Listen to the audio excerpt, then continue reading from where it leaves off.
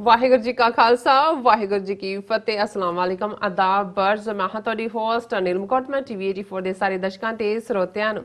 ਜੀ ਆਇਆਂ ਕਹਿੰਦੀਆਂ ਪ੍ਰੋਗਰਾਮ ਸੱਚੋ ਸੱਚ ਵਿੱਚ ਜਿਹੜੇ ਇਸ ਪ੍ਰੋਗਰਾਮ ਨਾਲ ਦੇਸ਼ਾਂ ਵਿਦੇਸ਼ਾਂ ਤੋਂ ਜੁੜ ਚੁੱਕੇ ਨੇ ਖਾਲਸਾ ਨੂੰ ਫੇਅਰ ਸੈਂਟਰ ਦੇ ਸੰਚਾਲਕ ਡਾਕਟਰ ਅਮਰਜੀਤ ਸਿੰਘ ਜੀ ਰੋਜ਼ਾਨਾ ਦੀ ਤਰ੍ਹਾਂ ਸਟੂਡੀਓ ਵਿੱਚ ਮੇਰੇ ਨਾਲ ਸ਼ਾਮਲ ਨੇ ਆਓ ਉਹਨਾਂ ਨਾਲ ਗੱਲਬਾਤ ਕਰਕੇ ਆਏ ਦੇ ਇਸ਼ੂਜ਼ ਪਰ ਉਹਨਾਂ ਤੋਂ ਉਹਨਾਂ ਦਾ ਤਜ਼ੀਆ ਚਾਹੁੰਦੇ ਹਾਂ ਜੀ ਡਾਕਟਰ ਸਾਹਿਬ ਵਾਹਿਗੁਰੂ ਜੀ ਕਾ ਖਾਲਸਾ ਵਾਹਿਗੁਰੂ ਜੀ ਕੀ ਫਤਿਹ। हाँ जी नीलम कौर जी ਤੁਹਾਨੂੰ भी ਤੇ ਦੁਨੀਆ ਭਰ ਚ ਬੈਠੇ ਸਾਡੇ ਬਹੁਤ ਹੀ ਪਿਆਰੇ ਸੋਹਣੇ ਸਿਆਣੇ ਸੁਨੱਖੇ ਟੀਵੀ 84 ਦੇ ਦਰਸ਼ਕਾਂ ਨੂੰ ਵੀ ਵਾਹਿਗੁਰੂ ਜੀ ਕਾ ਖਾਲਸਾ ਵਾਹਿਗੁਰੂ ਜੀ ਕੀ ਫਤਿਹ ਤੇ ਅਸਲਾਮ ਅਲੈਕਮ। ਜੀ ਡਾਕਟਰ ਸਾਹਿਬ ਜੀ ਆਇਆਂ ਨੂੰ ਪ੍ਰੋਗਰਾਮ ਸੱਚੋ ਸੱਚ ਵਿੱਚ ਬਹੁਤ ਸ਼ੁਕਰੀਆ ਜੀ ਡਾਕਟਰ ਸਾਹਿਬ ਅੱਜ 21 ਅਕਤੂਬਰ 2020 7 ਕੱਤਕ ਨਾਨਕ ਸ਼ਾਹੀ ਸੰਮਤ 552 ਦਾ ਦਿਨ ਹੈ ਤੇ ਡਾਕਟਰ ਸਾਹਿਬ ਪ੍ਰੋਗਰਾਮ ਸ਼ੁਰੂ ਕਰਨ ਤੋਂ ਪਹਿਲਾਂ ਅਸੀਂ ਆਪਣੇ ਦਰਸ਼ਕਾਂ ਤੇ ਸਰੋਤਿਆਂ ਨੂੰ ਹਮੇਸ਼ਾ ਤਰ੍ਹਾਂ ਦੱਸਿਓ ਵਿਊਅਰਸ ਜੇ ਤੁਸੀਂ ਹੱਕ ਸੱਚ ਇਨਸਾਫ ਤੇ ਪੈਰਾ ਦਿੰਦਾ ਇੱਕੋ ਇੱਕ ਚੈਨਲ ਟੀਵੀ 84 ਨੂੰ ਦੇਖਣਾ ਚਾਹੁੰਦੇ ਹੋ ਤਾਂ ਤੁਸੀਂ ਦੇਖ ਸਕਦੇ ਹੋ Spectrum cable RCN cable Bell 5 cable in Canada roku jadoo box shawa facebook tv84 ਦੀ ਐਪ ਰਾਹੀਂ online streaming and IP box ਤੇ ਤੁਸੀਂ tv84 ਨੂੰ ਦੇਖ ਸਕਦੇ ਹੋ ਵਿਊਅਰਸ ਜੇ ਤੁਸੀਂ tv84 ਨਾਲ ਜਾਂ ਪ੍ਰੋਗਰਾਮ ਸੱਚੋ ਸੱਚ ਨਾਲ ਫੇਸਬੁੱਕ ਰਾਹੀਂ ਜੁੜੇ ਤਾਂ ਇਸ ਨੂੰ ਵੱਧ ਤੋਂ ਵੱਧ ਲਾਈਕ ਕਰੋ ਤੇ ਸ਼ੇਅਰ ਕਰੋ ਅਤੇ ਨਾਲ ਹੀ YouTube ਤੇ ਸਬਸਕ੍ਰਾਈਬ ਵੀ ਕਰੋ। ਇਹ ਵੀ ਦੱਸ ਦਈਏ ਕਿ ਤੁਸੀਂ tv84 ਦੀ ਐਪ ਨੂੰ ਐਂਡਰੋਇਡ ਐਂਡ ਐਪ ਸਟੋਰ ਤੇ ਡਾਊਨਲੋਡ ਕਰਕੇ ਜੋ tv84 ਦੀ ਲਾਈਵ ਸਟ੍ਰੀਮ ਹੈ ਉਸ ਨੂੰ ਤੁਸੀਂ 24 ਆਵਰਸ ਦੇਖ ਸਕਦੇ ਹੋ। ਵਿਊਅਰਸ ਹੁਣ ਅਸੀਂ ਆਪਣੇ ਪ੍ਰੋਗਰਾਮ ਦੀ ਸ਼ੁਰੂਆਤ ਕਰਨ ਜਾ ਰਹੇ ਹਾਂ ਪਰ ਪ੍ਰੋਗਰਾਮ ਸ਼ੁਰੂ ਕਰਨ ਤੋਂ ਪਹਿਲਾਂ ਅਸੀਂ ਤੁਹਾਡੇ ਤੋਂ ਮਾਫੀ ਚਾਹੁੰਦੇ ਹਾਂ ਕਿ ਟੈਕਨੀਕਲ ਪ੍ਰੋਬਲਮ ਹੋਣ ਕਰਕੇ ਜੋ ਜਿਹੜਾ ਸਾਡਾ ਅੱਜ ਦਾ ਸ਼ੋਅ ਹੈ ਉਹ ਲੇਟ ਸਟਾਰਟ ਹੋ ਰਿਹਾ ਹੈ ਸੋ ਇਸ ਦੀ ਮਾਫੀ ਚਾਹੁੰਦੇ ਹਾਂ। ਸੋ ਪਹਿਲੇ ਸੈਗਮੈਂਟ ਦੇ ਵਿੱਚ ਆਪਾਂ ਪਹਿਲੇ ਅਹਿਮ ਇਸ਼ੂ ਬਾਰੇ ਗੱਲਬਾਤ ਕਰਨ ਜਾ ਰਹੇ ਹਾਂ ਕਿ ਕਿਸ ਤਰ੍ਹਾਂ ਜਿਸ ਗੱਲ ਦਾ ਡਰ ਸੀ ਉਹੀ ਹੋਇਆ। ਸੋ ਪੰਜਾਬ ਦੀ ਜਿਹੜੀ ਕਿਸਾਨ ਲੀਡਰਸ਼ਿਪ ਪੰਜਾਬ ਦੀਆਂ ਜੋ ਸਿਆਸੀ ਪਾਰਟੀਆਂ ਖਾਸ ਕਰ ਕੈਪਟਨ ਅਮਰਿੰਦਰ ਸਿੰਘ ਦੀ ਜਿਹੜੀ ਡਰਾਮੇਬਾਜ਼ ਪਹੁੰਚ ਵਿੱਚ ਫਾਸੀ ਗਈਆਂ। ਸੋ ਕਿਸਾਨ ਜਥੇਬੰਦੀਆਂ ਨੇ ਜਿਹੜੇ ਪੰਜਾਬ ਤੋਂ ਮਾਲ ਗੱਡੀਆਂ ਲੰਘਣ ਦੀ ਜਿਹੜੀ ਇਜਾਜ਼ਤ ਹੈ ਉਹ ਦੇ ਦਿੱਤੀ ਹੈ। ਸੋ ਇਸ ਤਰ੍ਹਾਂ ਲੱਗ ਰਿਹਾ ਹੈ ਕਿ ਜਿਹੜੀ ਇਸ ਲਹਿਰ ਦਾ ਜਿਹੜਾ ਪਤਨ ਹੋਣਾ ਹੈ ਉਹ ਸ਼ੁਰੂ ਹੋ ਚੁੱਕਾ ਹੈ। ਸੋ ਭਵਿੱਖ ਵਿੱਚ ਪੰਜਾਬ ਵਿਚਲੀਆਂ ਜਿਹੜੀਆਂ ਘਟਨਾਵਾਂ ਕੀ ਰੁਖ ਇਖਤਿਆਰ ਕਰ ਸਕਦੀਆਂ ਨੇ ਔਰ ਕਿਸਾਨਾਂ ਦਾ ਕੀ ਹੋਏਗਾ ਔਰ ਪੰਜਾਬ ਦਾ ਜਿਹੜਾ ਭਵਿੱਖ ਹੈ ਉਹ ਕੀ ਹੋਵੇਗਾ ਇਸ ਬਾਰੇ ਆਪਾਂ ਗੱਲਬਾਤ ਕਰਨ ਜਾ ਰਹੇ ਹਾਂ। ਸੋ ਅਸੀਂ ਚਾਹਾਂਗੇ ਕਿ ਤੁਸੀਂ ਸਾਡੇ ਨਾਲ ਇਸੇ ਤਰ੍ਹਾਂ ਹੀ ਬਣੇ ਰਹਿਣਾ ਦੇਖਣ ਸੁਣਨ ਲਈ ਤੁਹਾਡਾ ਸਭ ਦਾ ਬਹੁਤ ਬਹੁਤ ਸ਼ੁਕਰੀਆ। ਜੀ ਡਾਕਟਰ ਸਾਹਿਬ ਕੀ ਵਿਚਾਰ ਨੇ ਇਸ ਮੁੱਦੇ ਬਾਰੇ? ਦੇਖੋ ਜਸਦੇਵ ਸਿੰਘ ਇੱਕ ਬਹੁਤ ਅੱਛੇ ਕਮੈਂਟੇਟਰ ਸੀ ਬੇਸ਼ੱਕ ਉਹਨਾਂ ਨੇ ਕ੍ਰਿਕਟ ਜਾਂ ਦੂਸਰਿਆਂ ਦਾ ਵੀ ਕੀਤਾ ਪਰ ਹਾਕੀ ਦੇ ਵਿੱਚ ਉਹਨਾਂ ਦੀ ਕਮੈਂਟਰੀ ਜਾਣੀ ਜਾਂਦੀ ਸੀ ਔਰ ਬਹੁਤ ਦਹਾਕੇ ਉਹ ਜਿਹੜਾ ਰਿਪਬਲਿਕ ਡੇ ਪ੍ਰੋਗਰਾਮ ਦਿੱਲੀ ਤੋਂ ਵੀ ਉਸ ਦੇ ਵਿੱਚ ਵੀ ਮੇਨ ਆਵਾਜ਼ ਸੀ। ਉਹ ਜਾਟ ਸਨ ਹਰਿਆਣੇ ਦੇ ਪਰ ਸਿੱਖ ਧਰਮ ਦੇ ਵਿੱਚ ਆਏ ਹੋਏ ਜਿਹੜੇ ਕਿ ਉਹਨਾਂ ਦੇ ਪਰਿਵਾਰ ਨੇ ਕਿਤੇ ਸੁਖਣਾ ਸੁਖੀ ਸੀ ਕਿ ਭਾਈ ਬੱਚਾ ਸਾਡਾ ਬਚ ਜਾਏ ਉਹਨੂੰ ਸਿੱਖ ਬਣਾਵਾਂਗੇ। ਸੋ ਮੈਂ ਗੱਲ ਜੇ ਜਸਦੇਵ ਸਿੰਘ ਤੋਂ ਇਸ ਲਈ ਸ਼ੁਰੂ ਕੀਤੀ ਕਿ ਉਹ ਆਪਣੇ ਇੱਕ ਇੰਟਰਵਿਊ 'ਚ ਕਹਿੰਦੇ ਨੇ ਕਿ ਜਦੋਂ ਤੁਸੀਂ ਖਬਰ ਔਰ ਕਾਮੈਂਟਰੀ ਦੇ ਰਹੇ ਹੋ ਔਰ ਇੰਟਰਨੈਸ਼ਨਲ ਕੋਈ ਇਵੈਂਟ ਚੱਲ ਰਹੀ ਹੈ ਔਰ ਤੁਸੀਂ ਮਾਣ ਨਾਲ ਭਰ ਜਾਂਦੇ ਸੀ ਜਦੋਂ ਤੁਹਾਨੂੰ ਲੱਗਦਾ ਸੀ ਕਿ ਲੀਗ ਮੈਚ ਅਸੀਂ ਲੋਅਰ ਤੋਂ ਅੱਪਰ ਪੈਡੈਸਟਲ ਤੇ ਆ ਗਏ ਹੁਣ ਸੈਮਾਈ ਫਾਈਨਲ 'ਚ ਆ ਗਏ ਔਰ ਫਾਈਨਲ 'ਚ ਪਹੁੰਚਦੇ ਆ ਫਿਰ ਤੁਸੀਂ ਦਿਲਾਂ ਦੀ ਆਪਣੇ ਦਿਲ ਨੂੰ ਧੜਕਣ ਨੂੰ ਖੁਦ ਗਿਣ ਸਕਦੇ ਸੀ ਕਿ ਇੱਕ ਇੱਕ ਸੈਕਿੰਡ ਗੁਜ਼ਰ ਰਿਹਾ ਔਰ ਤੁਹਾਨੂੰ ਲੱਗਦਾ ਸੀ ਕਿ ਵੀ ਤੁਹਾਡੇ ਮੁਲਕ ਦੀ ਪ੍ਰੈਸਟੀਜ ਹੈ ਔਰ ਕਈ ਵਾਰ ਜਦੋਂ ਵਿਰੋਧੀ ਗੋਲ ਕਰ ਜਾਂਦਾ ਸੀ ਤੇ ਇੱਕਦਮ ਲੱਗਦਾ ਸੀ ਵੀ ਤੁਹਾਡੇ ਦਿਲ ਦੀ ਧੜਕਣ ਰੁਕ ਗਈ ਹੈ ਤੁਹਾਨੂੰ ਆਪਣੇ ਦਿਲ ਦੀ ਆਵਾਜ਼ ਨਹੀਂ ਸੀ ਸੁਣਦੀ ਔਰ ਜਦੋਂ ਤੁਹਾਡਾ ਕੋਈ ਅਚੀਵ ਕਰਦਾ ਸੀ ਤਾਂ ਐਵੇਂ ਲੱਗਦਾ ਸੀ ਕਿ ਦਿਲ ਪਾੜ ਕੇ ਹੁਣ ਬਾਹਰ ਆ ਜਾਏਗਾ ਖੁਸ਼ੀ ਨਾਲ ਦਿਲ ਇਵੇਂ ਝੂਮਦਾ ਸੀ। ਸੋ ਪਿਛਲੇ 3 ਹਫ਼ਤਿਆਂ ਤੋਂ ਕਿਸਾਨ ਮੂਵਮੈਂਟ ਪੰਜਾਬ ਦੇ ਵਿੱਚ ਇਹਦੇ 'ਚ ਕੋਈ ਸ਼ੱਕ ਨਹੀਂ ਕਿ ਹਰ ਪੰਜਾਬ ਦਾ ਵਸਿੰਦਾ ਸਿੱਖ ਕੌਮ ਖਾਸ ਕਰ ਜਿਨ੍ਹਾਂ ਦਾ ਫਾਦਰਲੈਂਡ ਵੀ ਹੈ ਮਦਰਲੈਂਡ ਵੀ ਹੈ ਉਹਨਾਂ ਦੀ ਹੋਂਦ ਵੀ ਹੈ ਉਸ ਮਿੱਟੀ ਦੇ ਨਾਲ ਜਿਹੜਾ ਉਸ ਮਿੱਟੀ 'ਚ ਸਾਡਾ 4 ਸਦੀਆਂ ਤੋਂ ਖੂਨ ਰਲਿਆ ਹੋਇਆ ਇਕੱਲਾ ਹੀ ਨਹੀਂ ਉਹਨੂੰ ਮਹਿਫੂਜ਼ ਕਰਨ ਲਈ ਲਿਬਰੇਟ ਕਰਨ ਲਈ ਵੀ ਖੂਨ ਡੋਲਿਆ ਹੋਇਆ ਔਰ ਸਾਡੀ ਕਿਰਸਾਨੀ ਖੂਨ ਪਸੀਨਾ ਇੱਕ ਕਰਦੀ ਹੈ ਤਾਂ ਕਿ ਉਹ ਦੂਸਰਿਆਂ ਦਾ ਢਿੱਡ ਭਰ ਸਕੇ। ਔਰ ਜਦੋਂ ਤੁਸੀਂ ਪਿਛਲੇ 3 ਹਫ਼ਤੇ ਤੋਂ ਜ਼ਿਆਦਾ ਵਕਤ ਤੋਂ ਇਹ ਦੇਖਿਆ ਕਿ ਕਿਵੇਂ ਪੰਜਾਬ ਦੀਆਂ ਮਾਵਾਂ ਧੀਆਂ ਭੈਣਾਂ ਵੀ ਬਾਹਰ ਨਿਕਲੀਆਂ ਕਿਵੇਂ ਰੇਲਵੇ ਟਰੈਕ ਟੋਲ ਪਲਾਜ਼ੇ ਔਰ ਗੈਸ ਸਟੇਸ਼ਨ ਔਰ ਉਹਨਾਂ ਦੇ ਸਾਹਮਣੇ ਉਹ ਚੁੱਲ੍ਹੇ ਵੀ ਬਲ ਰਹੇ ਨੇ, ਉੱਥੇ ਸਾਰੇ ਦੇ ਸਾਰੇ ਪਰਿਵਾਰ ਵੀ ਨੇ, ਉਹਨਾਂ ਨੇ ਆਪਣਾ ਸਭ ਘਰ-ਬਾਰ ਛੱਡ ਕੇ ਕਿ ਭਾਈ ਇਸ ਮੋਰਚੇ ਨੂੰ ਜਿੱਤਣਾ ਹੈ। ਔਰ ਜਿਵੇਂ ਥਾਂ ਥਾਂ ਦੇ ਉੱਤੇ ਜਿਹੜੇ ਨੇ ਉਹ ਆਪਸ ਦੇ ਵਿੱਚ ਸਾਂਝ ਦੇ ਨਾਲ ਧਰਨੇ ਵੀ ਲੱਗੇ, ਭਾਵੇਂ ਸ਼ੰਭੂ 'ਚ 2-3 ਅੱਡ-ਅੱਡ ਥਾਵਾਂ ਤੇ ਸੀ, ਔਰ ਇੰਚ ਬਾਈ ਇੰਚ ਤੁਸੀਂ ਉਸ ਸਫ਼ਰ ਨੂੰ ਕਾਊਂਟ ਕਰ ਰਹੇ ਸੀ ਕਿ ਕਿਵੇਂ ਅਸੀਂ ਉਸ ਪਾਸੇ ਵੱਲ ਜਾ ਰਹੇ ਹਾਂ ਜਿੱਥੇ ਸਾਰਾ ਪੰਜਾਬ ਜਦੋਂ ਉੱਥੇ ਖਲੋ ਕੇ ਛੋਟੀਆਂ ਬੱਚੀਆਂ ਜਾਂ ਜਿਹੜੇ ਸਪੀਕਰ ਸੀ ਬਿਲਕੁਲ ਅਨਨੋਨ ਬੱਚੇ ਬੱਚੀਆਂ, ਉਹ ਕਹਿ ਰਹੇ ਸੀ ਕਿ ਭਾਈ ਅਸੀਂ ਦਿੱਲੀ ਨਾਲ ਟੱਕਰ ਲਵਾਂਗੇ, ਸਾਨੂੰ ਛੋਟਾ ਨਾ ਸਮਝ, ਸਾਡੇ ਪਿੱਛੇ 5 ਸਦੀਆਂ ਦਾ ਇਤਿਹਾਸ ਹੈ, ਸਿੱਖ ਇਤਿਹਾਸ, ਅਸੀਂ ਆਪਣੇ ਗੁਰੂ ਤੇ ਭਰੋਸਾ ਰੱਖਦੇ ਹਾਂ, ਅਸੀਂ ਅਨਿਆਂ ਨੂੰ ਵੰਗਾਰਦੇ ਹਾਂ। ਤੇ ਮਾਣ ਨਾਲ ਛਾਤੀ ਚੌੜੀ ਹੋ ਰਹੀ ਸੀ ਕਿ ਨਹੀਂ, ਜਦੋਂ ਮੇਰਾ ਤਾਂ ਹਮੇਸ਼ਾ ਹੀ ਇਹ ਵਿਸ਼ਵਾਸ ਰਿਹਾ ਕਿ ਉਸ ਧਰਤੀ ਤੇ ਸਤਿਗੁਰਾਂ ਦੀ ਇੰਨੀ ਕਮਾਈ ਹੈ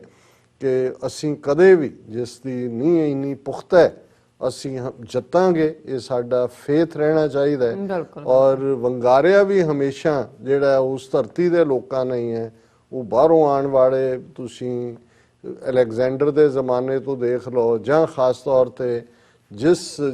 ਪੀਰੀਅਡ ਦੇ ਵਿੱਚ ਪੰਜਾਬ ਦੇ ਵਿੱਚ ਇੰਨੀ ਅਨਸਰਟਨਟੀ ਸੀ, ਉਦੋਂ ਵੀ ਖਾਲਸੇ ਦੇ ਉੱਤੇ ਮਾਣ ਵੀ ਸੀ, ਪੰਜਾਬ ਦੀਆਂ ਧੀਆਂ ਭੈਣਾਂ ਨੂੰ ਵੀ ਜਦੋਂ ਟਕੇ ਟਕੇ 'ਚ ਨਿਲਾਮ ਹੁੰਦੀ ਸੀ ਇੱਥੋਂ ਦੀ ਅਜ਼ਮਤ, ਉਦੋਂ ਵੀ ਇਹੀ ਆਵਾਜ਼ ਸੀ ਕਿ ਮੋੜੀ ਬਾਬਾ ਕੱਛ ਵਾਲਿਆ ਰਨ ਜਾਂਦੀ ਬਸਰੇ ਨੂੰ। ਉਦੋਂ ਵੀ ਇਹੀ ਆਵਾਜ਼ ਉਸ ਧਰਤੀ ਦੇ ਉੱਤੇ ਸੀ ਕਿ ਭਾਈ ਖਾਲਸਾ ਇਸ ਦਾ ਹਾਫਜ਼ ਹੈ ਔਰ ਉਹ ਹਿਫਾਜ਼ਤ ਕਰੇਗਾ। ਔਰ ਇਹ ਜਦੋਂ ਅਸੀਂ ਅੱਜ ਉਸ ਮੋੜ ਤੇ ਆ ਕੇ ਖਲੋ ਗਏ, ਅਸੀਂ ਕੱਲ ਦਾ ਪ੍ਰੋਗਰਾਮ ਕੀਤਾ ਹੈ, ਮੰਦੇ ਭਾਗਾਂ ਨੂੰ ਜਾਂ ਸਾਡੀ ਟੈਕਨੀਕਲ ਟੀਮ ਦੀ ਫੇਲਿਅਰ ਹੈ ਕਿ ਜਦੋਂ ਕੋਈ ਕੀ ਗੱਲ ਹੁੰਦੀ ਹੈ ਉਦੋਂ ਹੀ ਕੁਛ ਨਾ ਕੁਛ ਐਸਾ ਵਾਪਰਦਾ। ਕੱਲ ਵੀ 20 ਮਿੰਟ ਪ੍ਰੋਗਰਾਮ ਚੱਲਿਆ, 13-14 ਮਿੰਟ, ਔਰ ਇੱਕਦਮ ਕਲੈਪਸ ਹੋਇਆ, ਸੌਫਟਵੇਅਰ ਕਲੈਪਸ ਹੋ ਗਿਆ। ਅੱਜ ਵੀ ਹੁਣ ਜਦੋਂ ਅਸੀਂ ਦੇਖ ਰਹੇ ਹਾਂ ਕਿ ਵੀ ਬਹੁਤ ਸਾਰੇ ਸਾਡੇ ਦਰਸ਼ਕ ਜਿਹੜੇ ਕਿ ਬਿਲਕੁਲ ਜੁੜ ਜਾਂਦੇ ਨੇ ਆ ਕੇ ਆਪਣੇ ਟੈਲੀਵਿਜ਼ਨਸ ਦੇ ਨਾਲ ਜਾਂ ਆਪਣੇ ਲੈਪਟਾਪਸ ਦੇ ਉੱਤੇ ਜਾਂ YouTube, Facebook ਜੋ ਵੀ ਸਾਧਨ ਦੇ ਰਾਹੀਂ ਜੁੜਦੇ ਨੇ, ਅਸੀਂ ਮਾਫੀ ਵੀ ਚਾਹੁੰਦੇ ਕਿਉਂਕਿ ਇੱਕ ਪਾਸੇ ਜਦੋਂ ਤੁਸੀਂ ਉਸ ਸਾਰੀ ਪੀੜ ਨੂੰ ਆਪਣੇ ਅੰਦਰ ਸਮੋਇਆ ਹੋਇਆ ਔਰ ਤੁਸੀਂ ਮਹਿਸੂਸ ਕਰਦੇ ਹੋ ਕਿ ਭਾਈ ਇੱਕ ਇੱਕ ਪਲ ਕਿਵੇਂ ਬੀਤ ਰਿਹਾ। ਔਰ ਕੱਲ ਵੀ ਪ੍ਰੋਗਰਾਮ ਕਰਨ ਲੱਗਿਆ ਮੇਰਾ ਮਨ ਦਰਦ ਨਾਲ ਵੀ ਭਰਿਆ ਹੋਇਆ ਸੀ ਕਿਉਂਕਿ ਮੈਨੂੰ ਇਹ ਲੱਗ ਰਿਹਾ ਸੀ ਕਿ ਵੀ ਇਹ ਜਿਸ ਕਿਸਮ ਦੀ ਨੌਟੰਕੀ ਪੰਜਾਬ ਅਸੈਂਬਲੀ ਦੇ ਵਿੱਚ ਕੀਤੀ, ਰੂਲਿੰਗ ਕਾਂਗਰਸ ਨੇ ਵੀ, main opposition Aam Aadmi party ਨੇ ਵੀ ਔਰ ਅਕਾਲੀਆਂ ਨੇ ਵੀ, ਔਰ ਜਿਵੇਂ ਪੰਜਾਬ ਦੇ ਤੁਸੀਂ ਸੋਸ਼ਲ ਮੀਡੀਆ ਤੇ ਵੀ ਇੱਕ ਦੋ ਨੂੰ ਛੱਡ ਕੇ ਬਹੁਤ ਸਾਰੇ ਔਰ ਉਹਨਾਂ ਦੀਆਂ ਸਿਆਸੀ ਧਿਰਾਂ ਇਹਨੂੰ ਜਿੱਤ ਗਏ ਜਿਵੇਂ ਕਿ ਵੀ ਪਤਾ ਨਹੀਂ ਦਿੱਲੀ ਫਤਹ ਕਰਕੇ ਆ ਗਏ ਨੇ। ਔਰ ਉਹ ਸਾਰਾ ਜਿਵੇਂ ਲੱਗ ਰਿਹਾ ਸੀ ਜਿਹੜੇ ਉਹਨਾਂ ਦੇ ਕੁਝ ਬੈਲੈਂਸਡ ਜਿਹੜੇ ਨੇ ਤਬਸਰਾ ਨਗਾਰ ਵੀ, ਉਹ ਵੀ ਮੈਂ ਕੱਲ ਦੇਖਿਆ ਕਿ ਵੀ ਉਹ ਵੀ ਇੱਕ ਪਾਸੇ ਝੁਕ ਰਹੇ ਸੀ ਕਿਉਂਕਿ ਇਸ ਤੋਂ ਪਹਿਲਾਂ ਇੱਕ ਹਾਈਪ ਕ੍ਰੀਏਟ ਕਰ ਦਿੱਤੀ ਗਈ ਸੀ ਕਿ ਵੀ ਪੰਜਾਬ ਅਸੈਂਬਲੀ ਕਰੇਗੀ ਨਹੀਂ ਕਰੇਗੀ। ਕਿਸਾਨ ਜਥੇਬੰਦੀਆਂ ਨੇ ਵੀ ਅਲਟੀਮੇਟਮ ਦੇ ਦਿੱਤਾ ਹੈ ਕਿ ਜੀ ਅਮਰਿੰਦਰ ਸਿੰਘ ਲਿਆਏਗਾ ਬਿੱਲ, ਨਹੀਂ ਲਿਆਏਗਾ। ਫਿਰ ਇਸ ਕਿਸਮ ਦਾ ਕਰਦੇ ਹੋਏਗਾ, ਫਿਰ ਕੀ ਹੋਏਗਾ। ਇਸ ਲਈ ਜਦੋਂ ਵੀ ਤੁਸੀਂ ਕੋਈ ਨੌਟੰਕੀ ਕਰਨੀ ਹੁੰਦੀ ਹੈ ਜਾਂ ਤੁਸੀਂ ਈਵਨ ਫਿਲਮਾਂ ਦੇ ਵਿੱਚ ਜਾਂ ਕਿਸੇ ਬਾਰੇ ਇੱਕ ਥਾਂ ਤੇ ਕਿਹਾ ਜਾ ਰਿਹਾ ਸੀ ਕਿ ਉਹ ਇਸ ਕਿਸਮ ਦੇ ਡਰਾਮੇ ਲਿਖਦਾ ਹੈ ਕਿ ਕੋਈ ਦਰਸ਼ਕ ਜਿਹੜਾ ਹੈ ਉਸ ਨੂੰ ਦੇਖਣ ਵਾਲਾ ਇਹ ਨਹੀਂ ਹੋ ਸਕਦਾ ਕਿ ਉਹ ਨਮ ਅੱਖਾਂ ਦੇ ਨਾਲ ਬਾਹਰ ਨਾ ਆਏ ਉਸ ਥੀਏਟਰ ਤੋਂ ਜਾਂ ਉਹ ਜਿੱਥੇ ਉਹ ਫਿਲਮਾਇਆ ਗਿਆ ਜਾਂ ਦਿਖਾਇਆ ਗਿਆ। ਤੇ ਉਸ ਦੀ ਘਰ ਵਾਲੀ ਕਿਸੇ ਨੂੰ ਕਹਿ ਰਹੀ ਹੈ, ਇੱਕ ਸੀਨ ਹੈ, ਉਹ ਕਹਿੰਦੇ ਕਿ ਵੀ ਇਹ ਜਿਹੜਾ ਲੋਕਾਂ ਦੀਆਂ ਅੱਖਾਂ ਦੇ ਵਿੱਚ ਨਮੀ ਲਿਆਉਣ ਵਾਲਾ ਇਹ ਡਰਾਮਾ ਲਿਖਣ ਵਾਲਾ ਇਹ ਹੈ ਪੱਥਰ ਦਿਲ, ਇਹਨੂੰ ਆਪਣੇ ਆਲੇ ਦੁਆਲੇ ਨਾਲ ਕੋਈ ਜਿਹੜਾ ਇਸ ਦਾ ਕੋਈ ਵਾਸਤਾ ਨਹੀਂ ਹੁੰਦਾ ਔਰ ਉਹਨਾਂ ਦੇ ਦਿਲ ਇਹ ਦੁਖਾਂਦਾ ਹੀ ਦੁਖਾਂਦਾ ਹੈ। ਇਹ ਉਹ ਦੁੱਖ ਨਾਲ ਨਮ ਹੁੰਦੇ ਨੇ ਜਦੋਂ ਕਿ ਦੂਜੇ ਪਾਸੇ ਤਰਸ ਨਾਲ ਹੁੰਦੇ ਨੇ। ਸੋ ਜਿਸ ਕਿਸਮ ਦਾ ਮਾਹੌਲ ਸਿਰਜਿਆ ਜਾ ਰਿਹਾ ਸੀ, ਮੈਨੂੰ ਇਹ ਲੱਗ ਰਿਹਾ ਸੀ ਕਿ ਵੀ ਇਹ ਇੱਕ ਵੱਡੀ ਨੌਟੰਕੀ ਹੈ। ਔਰ ਅਸੀਂ ਕੱਲ ਦੇ ਪ੍ਰੋਗਰਾਮ ਦੇ ਵਿੱਚ ਬਿਨਾਂ ਬਿੱਲਾਂ ਦੇ ਡੀਟੇਲ 'ਚ ਗਿਆ ਕਿ ਜੀ ਇਹ ਹੋਏਗਾ, 3 ਸਾਲ ਦੀ ਕੈਦ ਹੋਏਗੀ, ਦੂਜਾ। ਔਰ ਜਿਹੜੀਆਂ ਆਪੋਜੀਸ਼ਨ ਧਿਰਾਂ, ਔਰ ਤੁਸੀਂ ਦੇਖਦੇ ਹੋ ਵੀ ਕਈ ਵਾਰ ਚੋਰ ਵੀ ਲੜਦੇ ਨੇ ਆਪਸ 'ਚ, ਫਿਰ ਸਾਂਝ ਵੀ ਕਰਦੇ ਨੇ, ਭਾਵੇਂ ਉਹ ਸਾਂਝ ਕੁਛ ਦੇਰ ਤਾਂ ਰਹਿੰਦੀ ਹੈ, 24 ਘੰਟੇ ਵੀ ਨਹੀਂ ਲੱਗੇ ਇਹਨਾਂ ਦੀ ਇਹ ਸਾਰੀ ਜਿਹੜੀ ਇਹ ਨੌਟੰਕੀ ਦੇ ਵਿੱਚ ਇਹਨਾਂ ਦਾ ਇਕੱਠੇ ਹੋ ਕੇ ਗਵਰਨਰ ਤੱਕ ਜਾਣਦਾ ਸੀ ਕਿ ਉਹੀ ਕੰਮ ਉਹਨਾਂ ਨੇ ਇੱਕ ਦੂਸਰੇ ਨੂੰ ਕਿ ਇਹਦੇ 'ਚ ਇਹ ਵੀ ਨਹੀਂ ਹੈ, ਉਹ ਵੀ ਨਹੀਂ ਹੈ, ਔਰ ਆਪਣਾ ਕਿਉਂਕਿ ਇਹ ਇਕੱਠੇ ਹੋਣ ਦਾ ਜਾਂ ਇਹਨੂੰ ਅਸੈਂਬਲੀ ਰਾਹੀਂ ਪਾਸ ਕਰਾਉਣਾ ਵੀ ਇੱਕ ਡਰਾਮਾ ਸੀ ਸਿਆਸੀ। ਇਹ ਦੱਸਣ ਦੇ ਲਈ ਕਿ ਜੀ ਅਸੀਂ ਕਿਸਾਨਾਂ ਨਾਲ ਖੜੇ ਹਾਂ, ਜਿਵੇਂ ਇੱਕ ਸਧਾਰਨ ਸੱਜਣ ਅੱਜ ਕਹਿ ਰਿਹਾ ਸੀ ਕਿ ਆਪਣੀ ਚਮੜੀ ਬਚਾਉਣਾ ਸੀ, ਇਸ ਤੋਂ ਵੱਧ ਕੇ ਕੁਝ ਨਹੀਂ ਸੀ। ਬਿਲਕੁਲ ਸਭ ਦੀਆਂ ਜਿਹੜੀਆਂ ਇੱਟੀਆਂ ਸਿੱਟੀਆਂ ਨੇ ਉੱਤਲੇ ਹਾਕਮਾਂ ਨਾਲ ਰਲੀਆਂ ਹੋਈਆਂ ਨੇ, ਖੇਡ ਇਹਨਾਂ ਦੀ ਕੁਰਸੀ ਤੋਂ ਬਿਯੋਂਡ ਨਹੀਂ ਹੈ। ਔਰ ਇਸ ਸਾਰੇ ਚੋਂ ਤੁਸੀਂ ਜਿਹੜੇ ਵੀ ਕੋਈ ਵੈਲ ਵਿਸ਼ਰ ਕੱਲ ਸੀ ਜਿਹੜੇ ਸਮਝਦੇ ਸੀ ਕਿ ਜੀ ਅਸੀਂ ਬਹੁਤ ਅੱਗੇ ਚਲੇ ਗਏ ਹਾਂ, ਹੁਣ ਪੰਜਾਬ ਦੀ ਔਰ ਦਿੱਲੀ ਦੀ ਸਿੱਧੀ ਲੜਾਈ ਬਣ ਗਈ ਹੈ, ਪੰਜਾਬ ਅਸੈਂਬਲੀ ਵੀ ਖਲੋ ਗਈ ਹੈ, ਮੈਂ ਸਮਝਦਾ ਵੀ 24 ਘੰਟੇ ਬਾਅਦ ਹੁਣ ਉਹੀ ਜਿਹੜੇ ਨੇ ਉਦਾਸ ਵੀ ਨੇ ਔਰ ਨੈਗੇਟਿਵਿਟੀ 'ਚ ਵੀ ਨੇ ਕਿ ਭਾਈ ਅਸੀਂ ਕੀ ਇਸ ਸਾਰੇ ਚੋਂ ਖੱਟਿਆ। ਕਿਉਂਕਿ ਇੱਕ ਗੱਲ ਬੜੀ ਜ਼ਾਹਰ ਸੀ, ਹਾਲਾਂ ਅਸੀਂ ਵੀ ਜਦੋਂ ਕੱਲ ਇਹ ਕਿਹਾ ਕਿ ਵੀ ਬਹੁਤ ਗੁੱਡ ਸਿਨੈਰੀਓ ਵੀ ਜੇ ਇਹਦੇ ਚੋਂ ਕਲਪਿਆ ਜਾਏ ਕਿ ਗਵਰਨਰ ਦਸਤਖਤ ਕਰ ਦਿੰਦਾ ਹੈ, ਫਿਰ ਉੱਪਰ ਚਲਾ ਜਾਂਦਾ ਹੈ, ਪ੍ਰੈਜ਼ੀਡੈਂਸ਼ੀਅਲ ਰੈਫਰੈਂਸ ਲਈ ਚਲਾ ਜਾਂਦਾ ਹੈ, ਸੁਪਰੀਮ ਕੋਰਟ ਅਸੀਂ ਕਿਹਾ ਸੀ termination of water agreements act ਦਾ ਕੀ ਹਸ਼ਰ ਹੋਇਆ। ਲੇਕਿਨ ਗੱਲ ਈਵਨ ਉਸ ਤੋਂ ਵੀ ਇੱਕ ਸਟੈਪ ਅੱਗੇ ਦੀ ਸੀ ਜਾਂ ਹੈ ਕਿ ਵੀ ਕਿਹੜੀ ਸਟੇਟ ਅਸੈਂਬਲੀ ਨੂੰ, ਜਿੱਥੇ ਉਹ 29 ਸੂਬਿਆਂ ਦੀਆਂ ਅਸੈਂਬਲੀਆਂ ਜਿਨ੍ਹਾਂ ਤੋਂ ਟੈਕਸ ਲਾਉਣ ਦਾ ਹੱਕ ਖੋਹ ਲਿਆ, GST ਦੇ ਥੱਲੇ 9 ਮਹੀਨੇ ਦੀ ਉਹਨਾਂ ਦੀ ਦਿੱਤੀ ਨਹੀਂ ਹੈ, ਐਜੂਕੇਸ਼ਨ ਦੇ ਮਾਮਲੇ 'ਚ ਯੂਨੀਵਰਸਿਟੀ ਗ੍ਰਾਂਟਸ ਕਮਿਸ਼ਨ ਔਰ ਦੂਸਰਿਆਂ ਦੀ ਉਹਦੇ 'ਚ ਜਿਹੜਾ ਉਹਨਾਂ ਨੇ ਬਣਾ ਦਿੱਤੀ ਹੋਈ ਹੈ ਸਰਦਾਰੀ, ਜੋ ਹਾਲਾਂਕਿ ਐਜੂਕੇਸ਼ਨ ਵੀ ਸਟੇਟ ਸਬਜੈਕਟ ਹੈ। ਲਾਅ ਐਂਡ ਆਰਡਰ ਦੇ ਥੱਲੇ ਜਦੋਂ ਮਰਜ਼ੀ CRPF ਦੂਸਰਾ ਤੀਸਰਾ ਜਿਹੜਾ ਜੋ ਕੁਝ ਉਹ ਕਸ਼ਮੀਰ 'ਚ ਕਰ ਰਹੇ ਨੇ, ਜੋ ਪੰਜਾਬ 'ਚ ਕੀਤਾ ਕਰ ਰਹੇ ਨੇ। ਸੋ ਸਟੇਟਾਂ ਦੇ ਕੋਲ ਤਾਂ ਇੰਨੇ ਹਕੂਕ ਵੀ ਨਹੀਂ, ਤੇ ਪਾਰਲੀਮੈਂਟ ਵੱਲੋਂ ਪਾਸ ਕੀਤਾ ਕੋਈ ਐਕਟ ਜਾਂ ਪ੍ਰੈਜ਼ੀਡੈਂਟ ਦੇ ਥੱਲੇ ਐਕਟ ਜਿਹੜਾ ਬਣ ਚੁੱਕਾ ਹੈ ਔਰ ਅੱਜ ਤੋਂ ਕੁਝ ਮਹੀਨੇ ਪਹਿਲਾਂ 2-3 ਕੇਸਾਂ ਦੇ ਮਾਮਲੇ 'ਚ ਸੁਪਰੀਮ ਕੋਰਟ ਦਾ ਇਹ ਡਿਸੀਜਨ ਹੈ ਕਿ ਵੀ ਫਾਈਨਲੀ ਫੈਡਰਲ ਐਕਟ ਜਿਹੜਾ ਉਹਨੂੰ ਕੋਈ ਸਟੇਟ ਚੈਲੰਜ ਨਹੀਂ ਕਰ। ਔਰ ਇਹ ਗੱਲ ਸਮਝ ਵੀ ਆਉਂਦੀ ਹੈ ਕਿ ਕਿਸੇ ਵੀ ਦੇਸ਼ ਦੇ ਕਾਨੂੰਨ ਨੂੰ ਫੈਡਰਲ ਐਕਟ ਜਿਹੜਾ ਥਰੂ ਪਾਰਲੀਮੈਂਟ ਹੋਇਆ, ਕੋਈ ਵੀ ਅਸੈਂਬਲੀ ਉਹਨੂੰ ਨਲ ਐਂਡ ਵਾਇਡ ਕਿਵੇਂ ਕਰ ਸਕਦੀ ਹੈ। ਔਰ ਇਹਨਾਂ ਨੇ ਵੀ ਇਸ ਕਿਸਮ ਦੀ ਚਲਾਕੀ ਰੱਖੀ ਔਰ ਇਹ ਗੱਲ ਹਾਲਾਂ ਕੱਲ ਸਿਰਫ ਇੱਕ ਬੰਦੇ ਨੇ, ਨਵਜੋਤ ਸਿੱਧੂ ਨੇ ਕਹੀ ਸੀ ਕਿ ਸਟੇਟ ਆਪਣਾ ਮਿਨੀਮਮ ਸਪੋਰਟ ਪ੍ਰਾਈਸ ਦੇ ਮਿਨੀਮਮ, ਕਿ ਜਾਂ ਤਾਂ ਸਟੇਟ ਜਿਹੜਾ ਤੁਹਾਨੂੰ ਕਨਸਟੀਟਿਊਸ਼ਨ 'ਚ ਖੇਤੀਬਾੜੀ ਤੁਹਾਡਾ ਸਟੇਟ ਦਾ ਸਬਜੈਕਟ ਹੈ, ਉਹਦੇ ਥੱਲੇ ਤੁਸੀਂ ਉਹਦੇ ਹਕੂਕ ਲਓ, ਖੁਦ ਦਿਓ, ਫਿਰ ਉਹ ਕਹਿਣਾ ਕਿ ਜੀ ਸਾਡੇ ਕੋਲ ਤਾਂ ਪੈਸੇ ਹੀ ਨਹੀਂ ਹੈ। ਔਰ ਇੱਕ ਗੱਲ ਜਿਹੜੀ ਕੱਲ ਕਿਸੇ ਨੇ ਨੋਟਿਸ ਨਹੀਂ ਕੀਤੀ, ਅੱਜ ਉਹਦੀ ਚਰਚਾ ਹੋ ਰਹੀ ਹੈ ਕਿ ਜੀ ਜਿਹੜੇ ਬਣਾਏ ਵੀ ਨੇ ਜਾਂ ਦੂਜੇ ਵੀ ਨੇ, ਜੇ ਇਹਨਾਂ ਦੇ ਕੋਲ ਪੈਸਾ ਵੀ ਨਹੀਂ ਹੈ ਉਹ ਸੈਂਟਰ ਨੇ ਹੀ ਦੇਣਾ। ਔਰ ਇਹ ਤਾਂ ਸਿਰਫ ਕਣਕ ਔਰ ਝੋਨੇ ਦੇ ਉੱਤੇ ਹੀ ਆ ਗਏ, ਮਿਨੀਮਮ ਸਪੋਰਟ ਪ੍ਰਾਈਸ ਜਿਹੜੀ ਹੋਏਗੀ ਜੀ ਉਹ ਦੇਣ। ਔਰ ਬਾਕੀ ਜਿਹੜੀਆਂ 22-23 ਫਸਲਾਂ ਨੇ, ਨਰਮਾ ਹੈ, ਮੱਕੀ ਹੈ, ਬਾਕੀ ਜਿਹੜਾ ਉਹ ਸਰੋਂ ਹੈ, ਦੂਸਰੀਆਂ ਉਹ ਕਿੱਧਰ ਗਈਆਂ। ਲੇਕਿਨ ਇਹਨੂੰ ਵੀ ਤੁਸੀਂ ਪਾਸੇ ਛੱਡ ਦਿਓ। ਗੱਲ ਬੜੀ ਸਿੰਪਲ ਹੈ ਕਿ ਇਹ ਜਿਹੜੇ ਇਹਨਾਂ ਨੇ ਆਲਰੇਡੀ ਸਟੇਟਾਂ ਨੇ ਵਪਾਰੀਕਰਨ ਜਾਂ ਨਿੱਜੀਕਰਨ ਦੀ ਲਾਈਨ ਸ਼ੁਰੂ ਕੀਤੀ ਹੋਈ ਸੀ। 15 ਸੂਬਿਆਂ ਦਾ ਇੱਕ ਖੇਤੀਬਾੜੀ ਮਾਡਲ ਕਿ ਇਹਨੂੰ ਨਿੱਜੀ ਖੇਤਰ 'ਚ ਦੇਣਾ ਇਹਨਾਂ ਨੇ ਬਣਾਇਆ ਸੀ, ਪੰਜਾਬ ਉਹਦਾ ਹਿੱਸਾ ਸੀ। ਔਰ ਇਸ ਸਾਰੇ ਚੋਂ ਹੁਣ ਗੱਲ, ਕਿਉਂਕਿ ਇਹਦੇ 'ਚ ਕੋਈ ਸ਼ੱਕ ਨਹੀਂ ਹੈ ਕਿ ਖੇਤੀਬਾੜੀ ਦਾ ਕਿੱਤਾ ਇਹ ਨਹੀਂ ਭਾਰਤ ਦੇ ਵਿੱਚ, ਦੁਨੀਆ 'ਚ ਕਿਤੇ ਵੀ ਫਾਇਦੇ ਦਾ ਕਿੱਤਾ ਨਹੀਂ ਹੈ। ਔਰ ਉਹ ਜੇ ਆਪਣੀ ਇਨਪੁਟ ਰਾਹੀਂ ਪ੍ਰੋਡਿਊਸ ਨੂੰ ਮਾਰਕੀਟ ਦੇ ਵਿੱਚ ਲਿਆਉਣ ਤੇ ਉਹ ਕਦੇ ਵੀ ਸਰਵਾਈਵ ਨਹੀਂ ਕਰ ਸਕਦੇ, ਕਿਉਂਕਿ ਮਾਰਕੀਟ ਜਿਹੜੀ ਹੈ ਉਹਦੇ 'ਚ ਹੋਰ ਕਿੰਨਾ ਕੁਝ ਵਿਚਾਲੇ ਆ ਜਾਂਦਾ ਹੈ ਔਰ ਉਹ ਕਦੇ ਵੀ ਉਹਨਾਂ ਨੂੰ ਉਹਨਾਂ ਦਾ ਜਿਹੜੀ ਇਨਵੈਸਟਮੈਂਟ ਦੇ ਨਾਲ ਪ੍ਰੋਫਿਟ ਨਹੀਂ ਮਿਲ ਸਕਦਾ। ਇਸ ਗੱਲ ਨੂੰ ਮੱਦੇ ਨਜ਼ਰ ਰੱਖਦੇ ਹਾਂ, ਅਮਰੀਕਾ ਦੇ ਵਿੱਚ ਡੇਅਰੀ ਇੰਡਸਟਰੀ ਹੈ, ਫਾਰਮਿੰਗ ਇੰਡਸਟਰੀ ਹੈ, ਕਿਉਂ ਇਹਨਾਂ ਨੇ ਇੰਸ਼ੋਰੈਂਸ ਸਕੀਮਾਂ ਰੱਖੀਆਂ ਹੋਈਆਂ ਨੇ, ਸਬਸਿਡੀਜ਼ ਜਿਹੜੀਆਂ ਦਿੱਤੀਆਂ ਜਾਂਦੀਆਂ ਨੇ। ਔਰ ਮੈਨੂੰ ਹੈਰਾਨੀ ਹੋਈ, ਹਾਲਾਂਕਿ ਮੈਨੂੰ ਪਤਾ ਸੀ ਕਿ ਅਮਰੀਕਾ ਦੇ ਵਿੱਚ ਫਾਰਮਿੰਗ ਬਹੁਤ ਵੱਡੇ ਪੈਮਾਨੇ ਤੇ ਸਬਸਿਡਾਈਜ਼ਡ ਹੈ ਜਾਂ ਉਹਨੂੰ ਉਹਦੀ ਸਬਸਿਡੀ ਦਿੱਤੀ ਜਾਂਦੀ ਹੈ, ਪਰ ਜਦੋਂ ਮੈਂ ਫਿਗਰ ਦੇਖੀ ਕਿ ਇੱਕ ਕਿਸਾਨ ਨੂੰ 1 ਸਾਲ ਦੇ ਵਿੱਚ ਅਮਰੀਕਨ ਸਰਕਾਰ $71,000 ਦੀ ਸਬਸਿਡੀ ਦਿੰਦੀ ਹੈ। $71,000 ਪਰ ਫਾਰਮਰ। ਇਹਦੇ ਬਿਨਾ ਹੁਣ ਐਵੇਂ ਥੋੜੀ ਹੈ ਕਿ ਵੀ ਹਰ ਚੀਜ਼ ਤੋਂ ਅਸੀਂ ਫੂਡ ਪ੍ਰਾਈਸਿਸ, ਇੱਥੇ ਕੋਈ ਫੂਡ ਇੰਸਪੈਕਟਰ ਤਾਂ ਨਹੀਂ ਬੈਠੇ ਹੋਏ ਜਿਹੜੇ ਦੁਕਾਨਾਂ ਤੇ ਜਾ ਕੇ ਚੈੱਕ ਕਰਦੇ ਨੇ ਕਿ ਜੀ ਤੁਸੀਂ ਭਾਅ ਚੁੱਕ ਤਾਂ ਨਹੀਂ ਦਿੱਤੇ ਜਾਂ ਦੂਜੇ। ਇੰਡੀਅਨਸ ਨੇ ਕੀਤੀ ਸ਼ੈਤਾਨੀ ਇਸ ਕੋਵਿਡ-19 ਵੇਲੇ, ਕੋਈ ਪਟੇਲ ਸਟੋਰ ਤੇ ਕੋਈ ਫਲਾਣਾ ਸਟੋਰ ਜੀ। ਉਹਨਾਂ ਨੇ ਨਾਲ ਦੀ ਨਾਲ ਹੀ ਉਹਨਾਂ ਨੂੰ ਕਰਬ ਕਰ ਲਿਆ, ਪਰ ਅਦਰਵਾਈਜ਼ ਤੁਸੀਂ ਦੇਖੋਗੇ ਨਹੀਂ ਕਿ ਕਿਉਂਕਿ ਆਲਰੇਡੀ ਫਾਰਮਰ ਵੀ ਸੈਟੀਸਫਾਈਡ ਹੈ। ਔਰ ਕਈ ਹਾਲਾਤਾਂ 'ਚ ਜਦੋਂ ਕੋਈ ਵੀ ਕੁਦਰਤੀ ਕਰੋਪੀ, ਕੋਈ ਤੂਫਾਨ, ਸਟਾਰਮ ਦੂਜਾ ਆਉਂਦਾ, ਕਿਸਾਨ ਬੇਫਿਕਰ ਹੁੰਦੇ ਨੇ, ਉਹਨਾਂ ਨੂੰ ਪਤਾ ਹੁੰਦਾ ਹੈ ਕਿ ਭਾਈ ਉਹਨਾਂ ਨੂੰ ਉਹਦਾ ਕੰਪਨਸੇਸ਼ਨ ਮਿਲਣਾ ਹੈ। ਈਵਨ ਯੂਰਪ ਦੇ ਵਿੱਚ ਜਿੱਥੇ ਕਿ ਹਾਲਾਂ ਕੋਈ ਬਹੁਤ ਵੱਡੀ ਇਹ ਇੰਡਸਟਰੀ ਨਹੀਂ ਹੈ, ਉਹਨਾਂ ਦੀਆਂ ਆਪਣੀਆਂ ਲੋੜਾਂ ਹੀ ਹੁੰਦੀਆਂ ਨੇ ਪੂਰੀਆਂ, ਥੋੜਾ ਬਹੁਤ ਐਕਸਪੋਰਟ, ਈਵਨ ਉੱਥੇ ਵੀ ਆਲਮੋਸਟ $100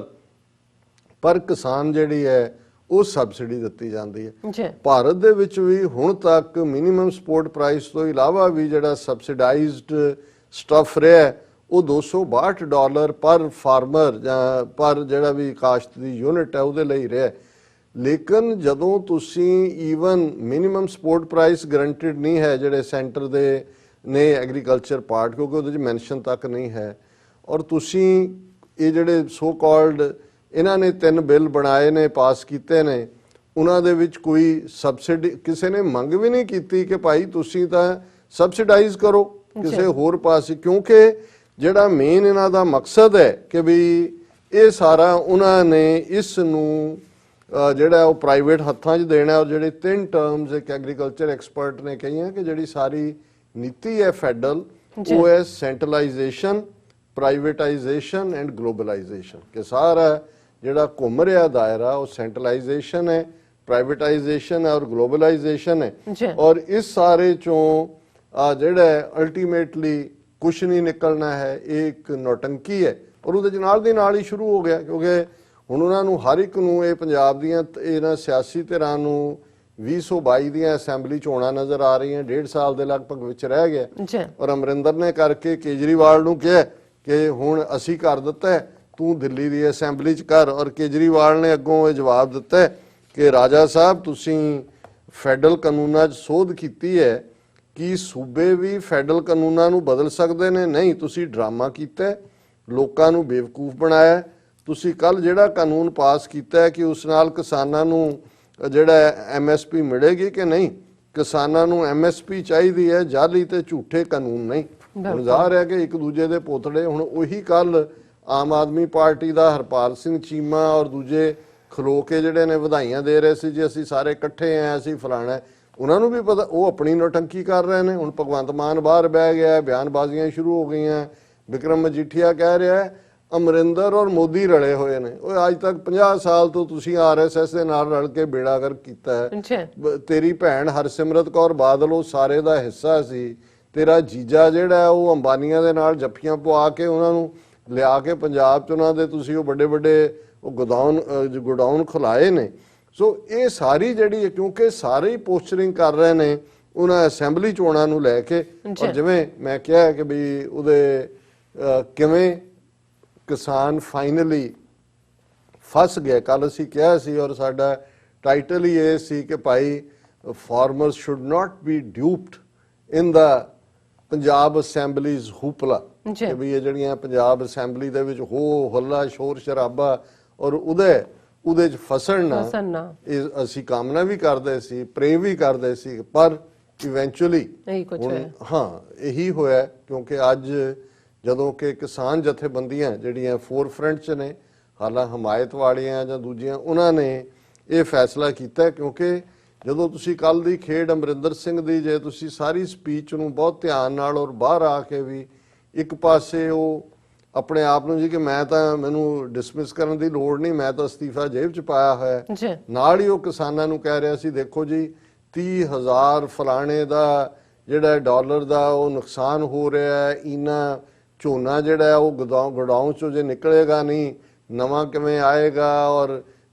ਕੋਲ ਮੁੱਕ ਗਿਆ ਔਰ ਦੂਸਰਾ ਮੁੱਕ ਗਿਆ, ਔਰ ਕਿਸਾਨ ਬਹੁਤ ਦੇਸ਼ ਭਗਤ ਨੇ ਔਰ ਉਹਨਾਂ ਨੂੰ ਅਸੀਂ ਕਹਿੰਦੇ ਆ ਕਿ ਭਾਈ ਉਹਨੂੰ ਰੇਲਵੇ ਤੋਂ ਧਰਨੇ ਚੁੱਕ ਲਓ। ਤੇ ਅਸੀਂ ਕੱਲ ਵੀ ਇਹ ਕਿਹਾ ਸੀ ਕਿ ਵੀ ਤੁਸੀਂ ਬਾਕੀ ਲੱਖਾਂ ਲੋਕ ਇਕੱਠੇ ਹੋ ਕੇ ਕਿਤੇ ਹੋਰ ਬੈਠੇ ਰਹੋ, ਇਹਨਾਂ ਨੂੰ ਇਫੈਕਟ ਤਾਂ ਉਦੋਂ ਹੀ ਹੋਏਗਾ ਜਦੋਂ ਤੁਸੀਂ ਕਹਿੰਦੇ ਹੋ ਕਿ ਭਾਈ ਜਦੋਂ ਤੱਕ ਤੁਸੀਂ ਪਾਕਟ ਹਰਟ ਨਹੀਂ ਕਰਦੇ ਉਦੋਂ ਤੱਕ ਬਾਣੀਆਂ ਨੂੰ ਫਰਕ ਨਹੀਂ ਪੈਂਦਾ ਹੈ। ਔਰ ਲੇਕਿਨ ਮੈਂ ਸਮਝਦਾ ਵੀ ਇਵੈਂਚੁਅਲੀ ਅੱਜ ਜਿਹੜਾ ਕਿਸਾਨ ਜਥੇਬੰਦੀਆਂ ਨੇ ਫੈਸਲਾ ਲਿਆ ਕਿ ਜੀ ਅਸੀਂ 5 ਨਵੰਬਰ ਤੱਕ, ਉਹ ਇੱਕ ਵਾਰੀ ਤੁਸੀਂ ਚੁੱਕ ਦਿੱਤਾ, ਕੰਮ ਚੁੱਕ ਦਿੱਤਾ, ਕਿਉਂਕਿ 5 ਨਵੰਬਰ ਵੀ ਇਸ ਲਈ ਕਿਉਂਕਿ ਅਮਰਿੰਦਰ ਨੇ ਕਿਹਾ ਹੋਇਆ ਕਿ ਜੀ ਅਸੀਂ 2 ਤੋਂ 5 ਨਵੰਬਰ ਦੇ ਵਿਚਾਲੇ ਜਿਹੜਾ ਉਹ ਪ੍ਰੈਜ਼ੀਡੈਂਟ ਨੂੰ ਮਿਲਣ ਦਾ ਟਾਈਮ ਮੰਗਿਆ। ਸੋ ਇਹਨਾਂ ਨੇ ਆਪਣੀ ਅਗਲੀ ਮੀਟਿੰਗ 4 ਜਾਂ 5 ਨੂੰ ਰੱਖੀ ਹੈ ਕਿ ਜੀ ਉਦੋਂ ਤੱਕ ਅਸੀਂ ਜਿਹੜੀਆਂ ਇਹ ਮਾਲ ਗੱਡੀਆਂ ਨੇ ਉਹਨਾਂ ਨੂੰ ਜਾਣ ਦੀ ਹੁਣ ਅਸੀਂ ਇਜਾਜ਼ਤ ਦੇ ਦੇਵਾਂਗੇ, ਕਿਉਂਕਿ ਉਹਨਾਂ ਦੇ ਕਹਿਣ ਦੇ ਮੁਤਾਬਕ ਕਿ ਜੀ ਉਹ ਬਹੁਤ ਸਾਰਾ ਜਿਹੜਾ ਸੀ ਉਹ ਨੁਕਸਾਨ ਹੋ ਰਿਹਾ ਸੀ ਔਰ ਅਸੀਂ ਇਹ ਜਿਹੜਾ ਹੈ ਇਸ ਨੁਕਸਾਨ ਨੂੰ ਕਿ ਪੰਜਾਬ ਦੇ ਵਿੱਚ ਫਰਟੀਲਾਈਜ਼ਰ ਨਹੀਂ ਸੀ ਮੁੱਕ ਗਏ, ਸ਼ਾਰਟੇਜ ਆਫ ਕੋਲ ਸੀ, ਫਰਟੀਲਾਈਜ਼ਰ ਸੀ ਔਰ ਅਸੀਂ ਇਸ ਨੂੰ ਜਿਹੜਾ ਹੁਣ ਜਿਹੜਾ ਹੈ ਉਹ ਆਗਿਆ ਦੇ ਦਿੱਤੀ ਹੈ। ਮੈਂ ਸਮਝਦਾ ਕਿ ਜਿਵੇਂ ਤੁਸੀਂ ਕਿਹਾ ਹੀ ਹੈ ਓਪਨਿੰਗ ਦੇ ਵਿੱਚ ਕਿ ਵੀ ਜਿਹੜਾ ਪਤਨ ਹੈ,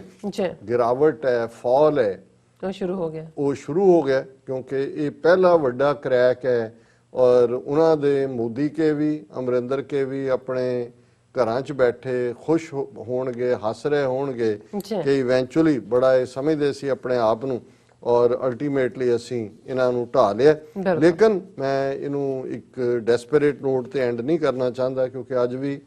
ਸਾਰਾ ਦਿਨ ਕਾਲਾਂ ਦਾ ਸਿਲਸਿਲਾ ਵੀ ਰਿਹਾ ਔਰ ਮੈਂ ਹੁਣੇ ਹੀ ਦੇਖ ਰਿਹਾ ਸੀ ਕਿ ਵੀ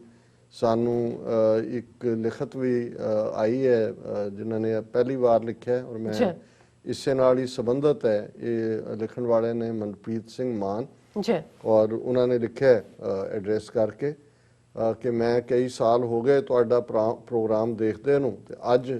ਮੈਂ ਕਿਤੇ ਤੁਹਾਨੂੰ ਈਮੇਲ ਕਰਨ ਨੂੰ ਸੋਚਿਆ। ਅੱਜ ਜੋ ਕਿਸਾਨ ਦੇ ਮੁੱਦੇ ਤੇ ਬਿੱਲ ਪਾਸ ਹੋਇਆ ਮੈਨੂੰ ਲੱਗਦਾ ਹੈ ਫਿਰ ਅਸੀਂ ਟੇਬਲ ਤੇ ਜਾ ਕੇ ਹਾਰ ਗਏ। ਹੁਣ ਹਾਰਿਆ ਯੂਪੀ ਤੇ ਬਿਹਾਰ ਤੋਂ ਹੁਣ ਆ ਰਿਹਾ ਹੈ ਕਿ ਯੂਪੀ ਤੇ ਬਿਹਾਰ ਤੋਂ ਪੈਡੀ ਪੰਜਾਬ ਵਿੱਚ ਸੇਲ ਹੋਇਆ ਕਰੇਗੀ ਕਿ ਹਾਰੇ ਇਸ ਲਈ ਹੈ ਔਰ ਆਲਰੇਡੀ ਆ ਗਿਆ ਕਿ ਵੀ ਕਿਵੇਂ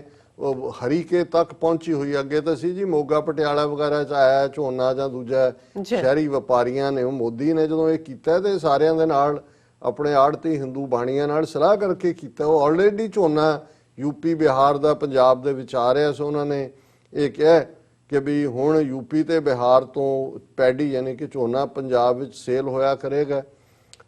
ਇਹ ਬਿੱਲ ਹਰਿਆਣਾ, ਯੂਪੀ ਤੇ ਬਿਹਾਰ ਦੇ ਪ੍ਰੋਫਿਟ ਲਈ ਸੀ ਕਿਉਂਕਿ ਆਲਰੇਡੀ ਇਹ ਵੀ ਸਾਨੂੰ ਭੁਲੇਖਾ ਸੀ ਕਿ ਅਸੀਂ ਸਭ ਤੋਂ ਜ਼ਿਆਦਾ ਕਣਕ ਦੇਸ਼ ਚੋਂ ਉਗਾਉਂਦੇ ਹਾਂ, ਸਭ ਤੋਂ ਜ਼ਿਆਦਾ ਮਿਨੀਮਮ ਸਪੋਰਟ ਪ੍ਰਾਈਸ ਦੇ ਥੱਲੇ ਖਰੀਦ ਮੱਧ ਪ੍ਰਦੇਸ਼ ਚੋਂ ਕੀਤੀ ਜਾਂਦੀ ਹੈ। ਸੋ ਜਿਹੜਾ ਝੋਨਾ ਆ ਰਿਹਾ ਅਜੇ ਤਾਂ ਵੈਸਟਰਨ ਯੂਪੀ ਔਰ ਦੂਸਰੇ ਚੋਂ ਹੈ ਪਰ ਇਹਨਾਂ ਸਾਰੀਆਂ ਸਟੇਟਾਂ ਨੂੰ ਉਹਨਾਂ ਨੇ ਆਲਰੇਡੀ ਸੈਲਫ ਸਫੀਸ਼ੀਐਂਟ ਕੀਤਾ ਹੋਇਆ ਹੈ ਔਰ ਉਹਨਾਂ ਨੇ ਕਿਹਾ ਕਿ ਪੰਜਾਬ ਦੇ ਕਿਸਾਨ ਦੀ ਬਰਬਾਦੀ ਹੁਣ ਸ਼ੁਰੂ ਹੈ। ਟਰੱਕਸ ਵਿੱਚ ਪੈਡੀ ਪੰਜਾਬ ਵਿੱਚ ਆਉਣੀ ਸ਼ੁਰੂ ਹੋ ਗਈ ਹੈ।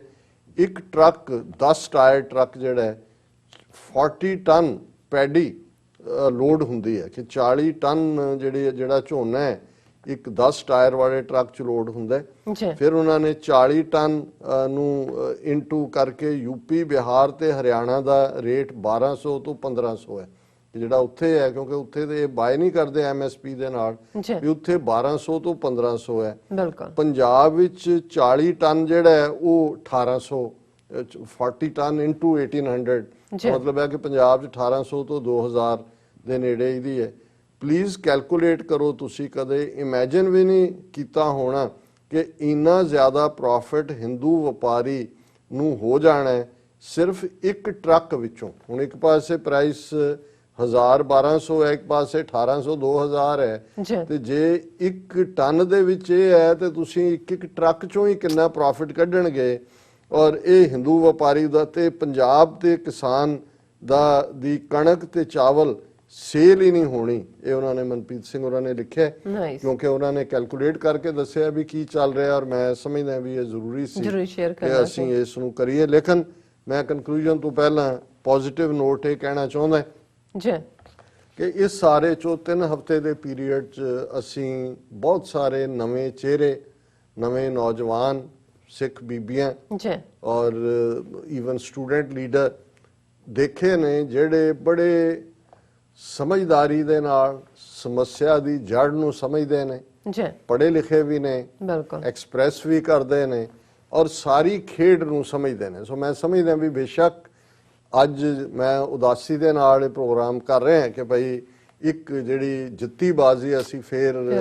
ਹਾਰਨ ਵੱਲ ਜਾ ਰਹੇ ਹਾਂ, ਲੇਕਿਨ ਇਸ ਚੋਂ ਬਿਲਕੁਲ ਮੈਂ ਬੇਆਸ ਨਹੀਂ ਹੈ। ਹੋਪ ਇਸ ਚੋਂ ਇਹ ਜਾਗੀ ਹੈ ਕਿ ਇਹ ਨਹੀਂ ਹੈ ਕਿ ਪੰਜਾਬ ਦੇ ਵਿੱਚ ਜਿਹੜਾ ਟੈਲੈਂਟ ਦੀ ਕਮੀ ਹੈ ਜਾਂ ਐਕਟਿਵਿਸਟ ਵੀ ਜਿਵੇਂ ਨਿਕਲੇ ਨੇ ਜੀ ਔਰ ਜਿਨ੍ਹਾਂ ਦੇ ਕੋਲ ਕਨਸੈਪਟ ਵੀ ਕਲੀਅਰ ਨੇ। ਸੋ ਅਸੀਂ ਆਸ ਕਰਦੇ ਹਾਂ, ਹੋਪ ਕਰਦੇ ਹਾਂ ਕਿ ਇਹ ਲੜਾਈ ਤਾਂ ਹੋਏਗੀ ਲੰਬੀ, ਇਹ ਸ਼ਾਇਦ ਇਹਦਾ ਫੇਟ ਇਹੀ ਹੋਣਾ ਸੀ, ਕਿਉਂਕਿ ਬਹੁਤ ਸਾਰੇ ਫੋਰਫਰੰਟ ਦੇ ਵਿੱਚ ਜਿਹੜੀਆਂ 29 ਜਾਂ 31 ਜਥੇਬੰਦੀਆਂ ਕਾਊਂਟ ਹੁੰਦੀਆਂ ਨੇ ਉਹ ਖੱਬੇ ਪੱਖੀ ਨੇ, ਲੈਫਟਿਸਟ। ਉਹ ਕਦੇ ਵੀ ਪੰਜਾਬ ਨੂੰ ਇੱਕ ਸੈਪਰੇਟ ਐਂਟੀਟੀ ਦੇ ਤੌਰ ਤੇ ਦੇਖਣ ਦੇ ਆਦੀ ਨਹੀਂ ਨੇ, ਉਹ ਸਾਰੇ ਵੱਡੇ ਸੈਟਅਪ 'ਚ ਦੇਖਦੇ ਨੇ, ਪਹਿਲੀ ਗੱਲ। ਦੂਸਰਾ, ਇਹਨਾਂ 'ਚੋਂ ਬਹੁਤ ਸਾਰੇ ਉਹੀ ਨੇ ਜਿਹੜੇ ਸਰਕਾਰ ਦਾ ਜਿਹੜਾ ਉਹ ਦਸਤਾ ਬਣੇ ਸੀ, ਉਹਨਾਂ ਦੇ ਹੱਥ ਠੋਕੇ ਬਣ ਕੇ ਖਾਲਿਸਤਾਨ ਦੀ ਲਹਿਰ ਨੂੰ ਡਿਸਟਰੋਏ ਕਰਨ ਲਈ ਫੋਰਫਰੰਟ ਦੇ ਵਿੱਚ ਸੀ। ਹਾਲਾਂ ਆਮ ਕਿਸਾਨ ਨਹੀਂ ਨੇ, ਕਿਸਾਨ ਤਾਂ ਅੱਜ ਵੀ ਤੁਸੀਂ ਜੇ ਉਹਨਾਂ 'ਚ ਦੇਖੋ ਸਾਰੇ ਆਲਮੋਸਟ ਸਿੱਖੀ ਸਰੂਪ 'ਚ ਤੁਹਾਨੂੰ ਨਜ਼ਰ ਆਉਣਗੇ, ਕਿਰਪਾਨਾਂ ਉੱਤੋਂ ਦੀਆਂ ਪਾਈਆਂ ਹੋਈਆਂ। ਪਰ ਕਿਉਂਕਿ ਆਗੂ ਇਸ ਕਿਸਮ ਦੇ ਰਹੇ, ਲੰਬਾ ਵਕਤ ਕਿਰਤੀ ਕਿਸਾਨ ਲਹਿਰ ਦੀ ਹਿਸਟਰੀ 1920 ਤੋਂ ਤੇ ਚਲੀ ਜਾਂਦੀ ਹੈ, 100 ਸਾਲ ਪੁਰਾਣੀ ਹੈ। ਸੋ ਉਹਨਾਂ ਕੋਲ ਆਰਗੇਨਾਈਜੇਸ਼ਨਲ ਨੈਟਵਰਕ ਹੈ, ਲੇਕਿਨ ਸਾਡੇ ਲੋਕ ਹੀ ਇਹਨਾਂ ਦਾ ਫਾਡਰ ਬਣਦੇ ਰਹੇ। ਔਰ ਹੁਣ ਜਿਹੜੀ ਕਲਾਸ ਮੈਂ ਦੇਖੀ ਹੈ ਜਿਨ੍ਹਾਂ ਦੀਆਂ ਰੂਟਸ ਸਿੱਖੀ 'ਚ ਨੇ, ਸਮਝਦੇ ਨੇ ਸਾਰੀ ਖੇਡ ਨੂੰ, ਜਿਹੜਾ ਸੰਘਰਸ਼ ਖਾਲਿਸਤਾਨ ਦਾ ਚੱਲਿਆ ਉਹਦੇ ਲਈ ਵੀ ਹਮਦਰਦੀ ਵੀ ਰੱਖਦੇ ਨੇ, ਉਹਦੀਆਂ ਫੇਲਿਅਰਸ ਉਹਦੀਆਂ ਪ੍ਰਾਪਤੀਆਂ ਤੋਂ ਵੀ ਵਾਕਿਫ ਨੇ। ਔਰ ਮੈਨੂੰ ਇਹ ਲੱਗਦਾ ਹੈ ਵੀ ਜਿਵੇਂ ਅਸੀਂ 18ਵੀਂ ਸਦੀ ਦੇ ਵਿੱਚ ਬਾਬਾ ਬੰਦਾ ਸਿੰਘ ਬਹਾਦਰ ਦਾ ਫੇਜ਼ ਆਇਆ, ਇੱਕਦਮ ਨਿਕਲ ਗਿਆ, ਫਲੈਸ਼ ਸੀ, ਤੁਹਾਨੂੰ ਜਿੱਤ ਦਾ ਅਹਿਸਾਸ ਹੋਇਆ, ਫਿਰ ਪਰਸੀਕਿਊਸ਼ਨ ਦਾ ਦੌਰ ਆਇਆ, ਫਿਰ ਉਹਦੇ ਚੋਂ ਵੀ ਜਿਹੜੀ ਹੈ ਇੱਕ ਸਟੇਜ ਲੱਗੀ ਕਿ ਗੱਲ ਮੁੱਕ ਗਈ ਹੈ। ਔਰ ਮੈਂ ਅੱਜ ਹੀ ਕੁਦਰਤੀ ਇਹ ਕੋਟ ਤਾਂ ਮੈਂ ਵੀ ਕਰਦਾ ਆਪਣੀਆਂ ਸਪੀਚਸ, ਪਰ ਜਦੋਂ ਇੱਕ ਸਟੇਜ ਦੇ ਉੱਤੇ ਨਵਾਬੀ ਦੀ ਖਿਲਤ ਲਾਹੌਰ ਦਰਬਾਰ ਵੱਲੋਂ ਖਾਲਸੇ ਦੇ ਜਥਿਆਂ ਨੂੰ ਆਈ, ਉਸ ਵੇਲੇ ਜਿਨ੍ਹਾਂ ਦਾ ਬਹੁਤ ਘੱਟ ਨਾਂ ਸਿੱਖ ਹਿਸਟਰੀ ਜਾਣਿਆ ਜਾਂਦਾ, ਦਰਬਾਰਾ ਸਿੰਘ, ਜੱਸਾ ਸਿੰਘ ਆਹਲੂਵਾਲੀਆ ਤੋਂ ਪਹਿਲਾਂ ਨਵਾਬ ਕਪੂਰ ਸਿੰਘ ਦਾ ਨਾਂ ਸਾਡੀ ਹਿਸਟਰੀ 'ਚ ਯਾਦ ਹੈ, ਉਸ ਪੀਰੀਅਡ ਸਟਰਗਲਿੰਗ ਮਿਸਲਾਂ ਦੇ ਪੀਰੀਅਡ। ਦਰਬਾਰਾ ਸਿੰਘ ਉਹਨਾਂ ਦਾ ਨਾਂ ਬਹੁਤ ਘੱਟ ਆਉਂਦਾ, ਪਰ ਬਾਬਾ ਬੰਦਾ ਸਿੰਘ ਬਹਾਦਰ ਦੀ ਸ਼ਹਾਦਤ ਤੋਂ ਬਾਅਦ 10, 12, 15 ਸਾਲ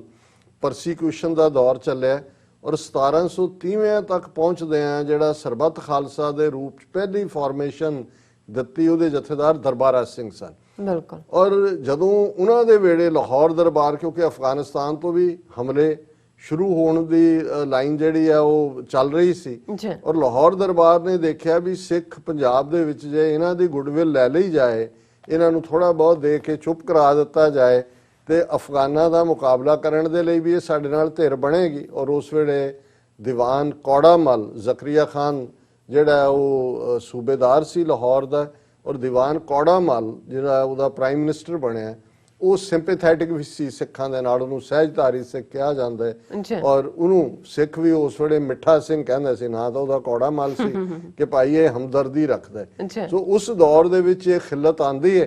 ਕਿ ਭਾਈ ਇਹ ਨਵਾਬੀ, ਇਹ 84 ਪਿੰਡ ਝਬਾਲ ਦੇ ਆਲੇ ਦੁਆਲੇ ਦੇ ਉਹਨਾਂ ਦਾ ਰੈਵਨਿਊ ਮਾਲੀਆ 1 ਲੱਖ ਰੁਪਈਏ ਦੇ ਕਰੀਬ ਸੀ। ਉਹ ਲੋ ਤੁਸੀਂ ਕੋਈ ਲੁੱਟ ਮਾਰ ਨਹੀਂ ਕਰਨੀ, ਕੋਈ ਹੋਰ ਨਹੀਂ ਕਰਨਾ, ਇੰਨਾ ਕੁ ਲੈ ਕੇ ਬਹਿ ਜਾਓ। ਪਰ ਇਹ ਡਿਬੇਟ ਸੀ, ਸਿੱਖਾਂ ਦੀ ਪਰਸੀਕਿਊਸ਼ਨ ਵੀ ਚੱਲ ਰਹੀ ਸੀ ਕਿ ਵੀ ਜੇ ਪੀਸ ਬਾਏ ਕਰਨੀ ਹੈ ਤੇ ਅਸੀਂ ਇਹ ਲੈ ਲਈਏ। ਪਰ ਮੈਂ ਸਮਝਦਾ ਹਾਂ ਵੀ ਜਿਹੜੀ ਆਉਣ ਵਾਲੇ ਪੀਰੀਅਡ 'ਚ ਸਿੱਖਾਂ ਦਾ ਸੰਘਰਸ਼ ਫੋਕਸਡ ਹੋਏਗਾ ਔਰ ਇਸੇ ਤੇ ਹੀ ਫੋਕਸ ਹੋਣਾ ਚਾਹੀਦਾ, ਉਹ ਹੈ ਜਿਹੜਾ ਦਰਬਾਰਾ ਸਿੰਘ ਹੋਰਾਂ ਨੇ ਖਾਲਸੇ ਵੱਲੋਂ ਜਵਾਬ ਦਿੱਤਾ। ਬੇਸ਼ੱਕ ਟੈਂਪਰਰੀ ਕੰਪਰੋਮਾਈਜ਼ ਵੀ ਕੀਤਾ, ਪਰ ਉਹ ਸਾਡੇ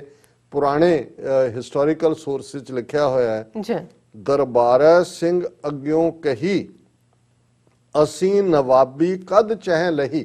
ਕਿ ਸਾਨੂੰ ਇਹ ਤੁਹਾਡੀਆਂ ਇਹ ਜਿਹੜੀ ਹੁਣ ਨਵਾਬੀ ਲਈ ਅਮਰਿੰਦਰ ਸਿੰਘ ਬਾਦਲ ਔਰ ਆਮ ਆਦਮੀ ਪਾਰਟੀ ਔਰ ਇਹ ਸਾਰੇ ਇੱਕ ਦੂਸਰੇ ਨੂੰ ਠਿੱਬੀ ਲਾ ਕੇ ਆਪਣੇ ਆਕਾਵਾਂ ਨੂੰ ਖੁਸ਼ ਕਰਨਾ ਚਾਹੁੰਦੇ ਨੇ, ਇਹੀ ਨਵਾਬੀ ਸੀ, ਇਹੀ ਸੂਬੇਦਾਰੀ ਸੀ ਕਿ ਭਾਈ ਅਸੀਂ ਇਦਾਂ ਦੀ ਨਵਾਬੀ ਕਦੇ ਨਹੀਂ ਚਾਹੁੰਦੇ। ਹਮਕੋ ਸਤਗੁਰ ਬਚਨ ਪਾਤਸ਼ਾਹੀ, ਹਮਕੋ ਜਾਪਤ